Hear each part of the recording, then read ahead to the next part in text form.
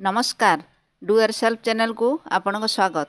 वर्तमान मु यही सपुरटी को काटिया को जाउची। यह खरा दिने प्रचुर परिमाण में मिलता है।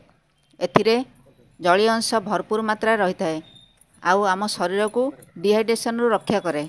ऋतु अनुजाई आमको विभिन्न प्रकार फल खाइबा उचित।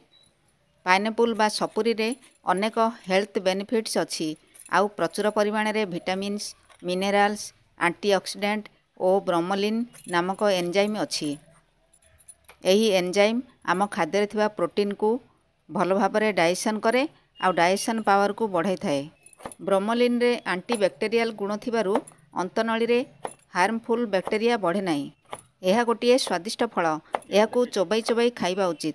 एथिरे प्रचुर परिमाण में फाइबर थाए। एणु कन्स्टिपेशन समस्या मुक्ति मिले। आउ शरीर ओजन मध्य ह्रास करे। एथिरे थिबा पोटासियम विटामिन सी और एंटीऑक्सीडेंट गुण जोगु हार्ट पेशेंट पई बहुत लाभदायक। यह एंटीऑक्सीडेंट आउ इम्यून सिस्टम को बढ़ाई थाए। शरीर को कोष क्षय रक्षा करथाए। यही विटामिन सी चर्म रोग को भल करे आउ चर्म रे थिबा क्षत को शीघ्र सुखाई थाए।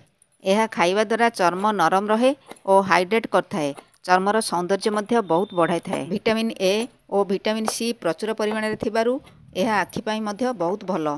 एथिरे प्रचुर परिमाण में मांगानीज अच्छी। यही मिनेराल्स आमर अर्थराइटिस रोग पई बहुत लाभदायक। सपुरी आम शरीर को बैलेंस्ड डाइट परी काम करे। प्रायतः किछि लोक यह को खाइबा द्वारा एलर्जिक होता है।